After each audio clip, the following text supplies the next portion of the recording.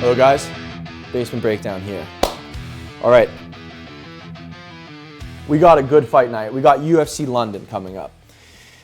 All right, this is March 22nd.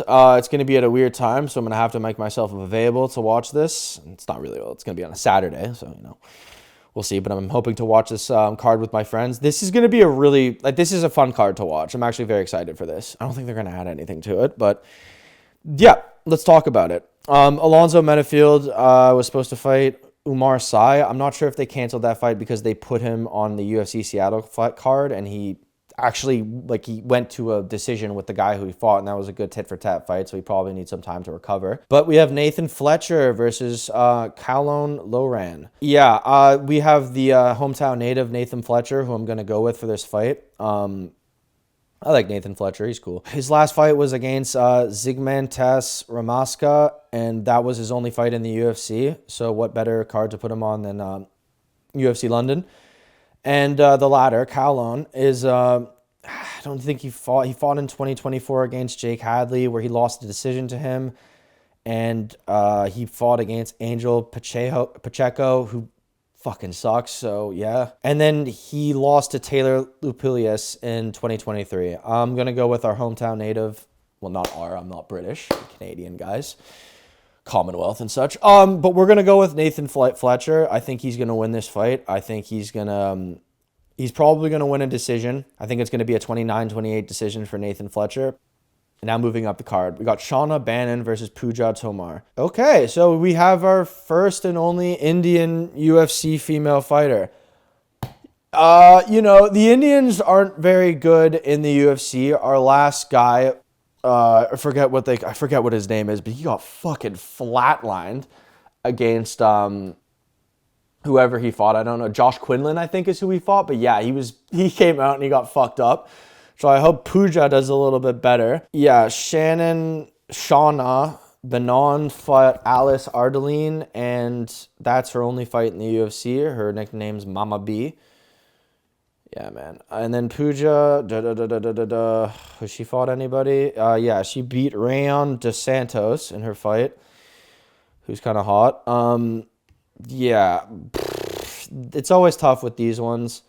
But I'm going to go with Shauna Benon to beat her. Next, we have Christian Leroy Duncan versus Andre Puliev. All right. I think that Christian Leroy Duncan is coming off of a loss. I know. He came off of a loss of, UFC 304 to Gregory Rodriguez. He lost the decision. And then he beat Claudio Ribeiro before that. And then we have Andre Puliev, whose first fight in the UFC is against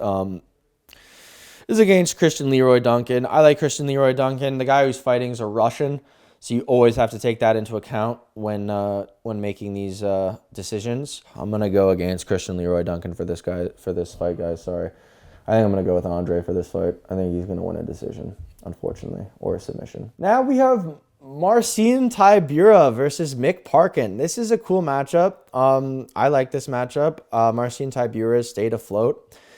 He lost to Sergey Spivak on his fight night in 2024, and then he came back with a TKO over Jonata Denise, who was a up-and-comer. And then before that, he beat Tai Tuivasa. So as an older guy, he's still there, and you can still give him fights, but he's almost 40 years old. And then Mick Parkin is an undefeated dude at heavyweight. He beat Lukas Brzezinski, and then he beat Muhammad Usman in a decision. Those are his only 2 wins in the UFC, but it's a good fight. Man, this is a good fight. Marcin Tybura is very good on the ground. I haven't seen much from Mick Parkin on the ground. I think there's a huge age difference between the two of them. Okay, you know what? We're going to go with a Mick Parkin TKO versus Tybura. I'm not extremely confident in that pick, but I think he's probably going to get him out of there, and if he gets him out of there, it's going to be in the second round. Marcin Tybura is no slouch, but Mick Parkin is young, and he looks good. He's looked very good in his 2 UFC fights, and I think that he's probably going to knock him out. Next, we get Felipe Dos Santos versus Loner Kavanagh. I like this guy. He's Irish, I think. What is he? He's what is he? He's out of London, but he looks so weird. Yeah, sorry, Great Britain. Yeah, whatever. He had an explosive, nice fight versus Jose Ochoa his last time out. That was a good fight, a close fight, which he won. That was his only fight in the UFC. It was a really fun fight to watch, and I'm happy. I'm happy he won it because I like him. Now he fights Felipe Dos Anjos, who's a little, he's a little younger than him. He's coming off a loss to Andre Lima, and then he beats Victor Altamirano via decision. So these guys haven't fought too much in the UFC, but I'm going to be honest with you. I'm kind of worried about Leonard Kavanaugh. I might have to go with Felipe Dos Santos for this. I'd like to be wrong about this one, but my intuition tells me Felipe is going to win. And I think that's going to be a decision. But, I'm open to interpretation. I'm not hard set on that. If anything changes, I'll let you guys know. But that's what I think is going to happen.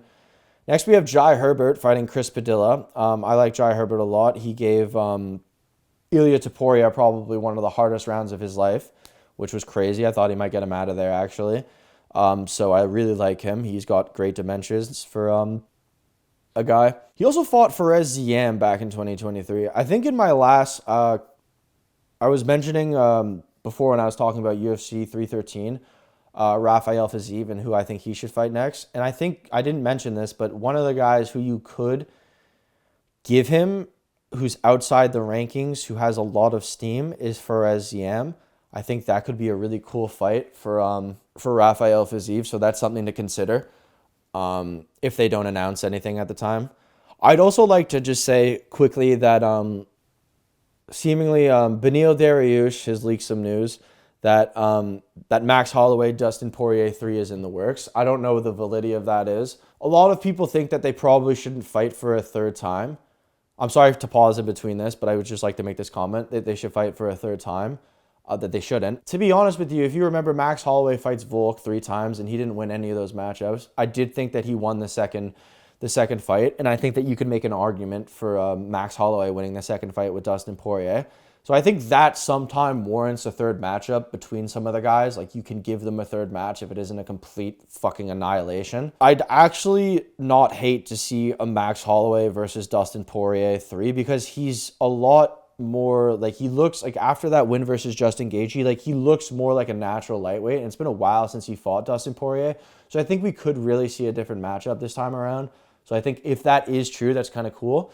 And one more thing was, I think Kamaru Usman mentioned that before Jack Della Maddalena got the matchup versus the current champion, Bilal Muhammad, they were in talks about having Joaquin Buckley fight for it. Again, we're not sure about like the validity of that, but I just thought it'd be cool to mention. All right, moving on. Jai Herbert versus Chris Padilla. So Jai Herbert's coming off of a win versus Rolando Bedoya. He beats him in a decision. And then Chris Padilla is coming off of he's coming off a TKO versus Zhu Rong, and he beats James Lontop via submission in round 1. Chris Padilla looks pretty good, man. Jai Herbert's a little old. Jai Herbert's very good on the feet, as opposed to Chris Padilla, who's good on the feet, but he's good with submissions. Oh, man. Jai Herbert's getting up there in age, but he's still such a good striker, and his dimensions are a lot bigger. I think if he can avoid the takedowns and stick to the striking, he can win a decision or knock Chris Padilla out. This should be a really good for Jai Herbert, and I'm sure he's probably not favored in this matchup due to his age and his activity. I'm going to go with Jai Herbert to outstrike him, keep the distance, and use his kicks, his jabs and stuff to win a decision over Chris Padilla. That's just what I think is going to happen. So now we move to the main card, guys. We have Nathaniel Wood versus Morgan Charrier. Cool. All right. I like Morgan Charrier. They call him the last pirate. He won against Gabriel Miranda, and then he lost to Chepe Mariscal before that. He's a really fun fighter. He's from France. He's an exciting fighter. And then we have Nathaniel Wood. I like Nathaniel Wood, man. He's been in the UFC for a bit, and they call him the prospect. He beat Daniel Pineda his last fight, and that was his only fight in 2024. He lost to Muhammad Naimov in 2023, and then he beat Andre Fili. Yeah, guys, I think that this is going to be a good fight. Oh, it's kind of tough. I think Morgan Charrier looked really good his last fight, but You know what, man? I'm gonna go with the last pirate. I'm gonna go with the last pirate to either TKO him or win a decision. I'm sorry. I don't know why I'm picturing it in my head, but I think Morgan's probably gonna get it done. Let's move up. We got Jordan Vucinic or whatever versus Chris Duncan. I'm going to just quickly say I'm going to go with Chris Duncan. I know he beat his last opponent, Balaj Oki, via Balaj Oki due to a submission, and then he lost to Manuel Torres before that. But I really like what I see from him. He's a very exciting fighter. As far as Jordan, do I know too much about him? He lost his last outing to Guram Kutseladze. I don't know who this guy is, but he has a massive beard. Looks like he got the knockdown, and then he outstruck his opponent. I'm sure maybe takedowns. And also we see Sandhagen versus Nurmagomedov. So we know where this took place in the world. So maybe they gave the decision to the other guy because of that. I'm going to go with Chris Duncan to win this. I think Chris Duncan is going to win. And I think he's going to win with... Fuck, man. He's going to TKO him in the second round. We're going to go with that. Next, we get Meatball Molly versus Estelia Nunez. I'm not sure why Meatball Molly McCann is not cut from the UFC. Her last fight was against Bruna Brazil. Even matchups where she's favorited in, like, she just can't win, man. Like, she just sucks. She really, really, really sucks. So I don't really want to say too much about this. Estelia Nunez is not good either. She lost her last fight, but you can never, ever, ever, ever listen to the odds and then just bet on Meatball Molly. But this girl's 6-5. Like, she looks really shit. I'm not even sure if she's good on the ground. So if she's not good on the ground, which it doesn't look like she really is, then let's go with Meatball Molly to KO her in the first round. I don't like that, but let's go with Molly Meatball to beat her in the first round. All right, next we have this weird matchup that got announced a while ago after Kevin Holland lost to René de Ridder. He moves back to welterweight to fight Gunnar Nelson.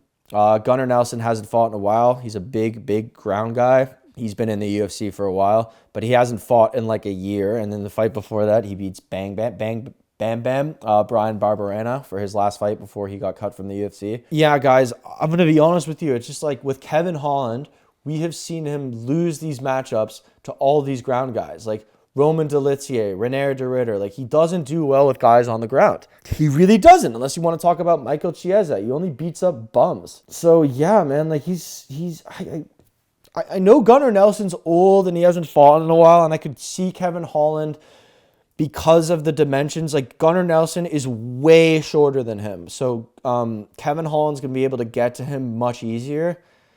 And he's obviously going to have the striking advantage. He's obviously going to have the activity advantage. I mean, I could see Kevin Holland shinning Gunnar Nelson for sure, and then getting back in the win column. I think, but man, Gunnar Nelson's good on the ground, and Kevin Holland sucks. But I don't think that Gunnar Nelson's good enough on the ground to get Kevin Holland. I think they're giving this to him for a reason. Because he's old, he can prove himself on the ground a little bit more. Oh, it's so hard to bet on Kevin Holland, guys. I used to like him so much. But we're going to do it. We're going to do it because I bet against him his last two fights. We're going to go with a Kevin Holland. We're going to go with a Kevin Holland KO in the first round that sends Gunnar Nelson into retirement, okay? That's what we're going to go with. Moving up the card, we have Jan Blachowicz versus Carlos Ulberg. Jan Blachowicz has taken a lot of time off since his last fight. He was supposed to fight Rakic, but his fight before that, he took a year off and he fought Alex Pereira. I've discussed that fight a lot. He was able to take Alex Pereira down more than any other opponent who Alex has faced. I actually thought that Jan could have won that fight. It was a very close fight. A split decision loss for him, and then he hasn't fought since. So he's going up against Carlos Ulberg. Carlos Ulberg's a big, tall guy who's, he's a contender. He had a very close fight with Volkan Ozdemir, which was a fun watch for sure. Yeah, he's basically undefeated in his UFC career besides one loss versus Kennedy Nzechukwu. I can't pronounce these people's names sometimes, but he got TKO'd by him after he gassed. He was really winning that fight, and then he kind of just, he got TKO'd. This is a good fight for both of them. Jan Blachowicz is 42 years of age, and I just don't see Carlos Ulberg. He hasn't fought anybody who's really going to take him down as much as I think Jan will. I think this is going to be a really good fight. Oh my God. Jan Blachowicz is so old, but age is just a number. I think he's going to maybe be an underdog in this fight, so I think there's some good money there. I think Jan Blachowicz is going to win. Yeah, you know what? I'm going to go with the Jan Blachowicz decision. 29-28 Jan Blachowicz. He's going to take him down. He's going to control him. I think if Carlos Ulberg does win, it'll be like a KO on the feet. Or they might just go tit for tat and go do a decision. But my pick will be Jan Blachowicz to win this fight. So now we have the big one. Leon Edwards versus Sean Brady, which was announced not long ago. This is a little bit of a what the fuck matchup, to be honest with you. You're throwing Leon right back in there with a ground guy instead of a striker. Sean Brady is coming off of a win versus Gilbert Burns, where he absolutely dominated that fight. Gilbert is no slouch on the feet or on the ground, but Sean Brady was able to take him down. Sean Brady's one loss was to Bilal Muhammad, which he was doing actually quite well, and I would argue maybe winning that fight until he got TKO'd by him. But after that, he takes a little bit of a break, and he beats Kelvin Gastelum by submitting him. And now he fights Leon Edwards in London, which is where Leon last fought, and he looked pretty tired when he walked out in London. So I'm a little bit worried about the timing and just where it is, just due to last time. But yeah, I mean, Leon Edwards, they're putting him right back in there against a ground guy. And I mean, he's not bad with takedown defense at all. Like, he didn't get submitted by Bilal. Like, I think his fatigue had a lot to do with that fight. He came out and he looked very tired. I just am a little bit worried about the fact that, like, Sean Brady is so good on the ground. And if he wins this fight, he gets the next title shot. Actually, probably not. It's probably going to be Shavkat. And then if Sean Brady, he'll probably wait in the wings for whoever wins the next fight, because he can do that. Oh, fuck, guys. This is tough. If Leon Edwards... But Sean Brady's also good on the feet, man. Does Leon still have it? Okay, you know what? I'm going to go with Leon Edwards winning a decision. I don't think, obviously, he doesn't, besides that KO versus Usman, he doesn't have a lot of KO power. But if he can stop the takedowns from Sean Brady, I think Leon is a much better striker. He's much more polished, and he's shown that. Sean Brady's very aggressive, man. He just wants to get you to the ground, and I think he's going to really want to do that with Leon. But I think if he gets taken down, Leon can get up, barring he isn't tired as shit. So because of that, I'm going to go with Leon Edwards to win this fight. I don't see any sort of knockout happening. If Sean Brady wins, it's going to be due to control and takedowns and stuff. I don't think he's going to outstrike Leon Edwards. But I think Leon Edwards will probably win a unanimous decision where he wins 3 rounds of the fight. And maybe Sean Brady wins 2 by control and taking him down. Or something like that. But that's how I think UFC London's going to go, guys. That should be a good card. I'm sure most people who like UFC are excited for that card, and it's nice to see that we actually have a nice main event for this card, because it was looking a little bit grim before this got announced. And yeah, thank you guys for listening. This is the Basement Breakdown, and we'll get back to you soon. Thank you.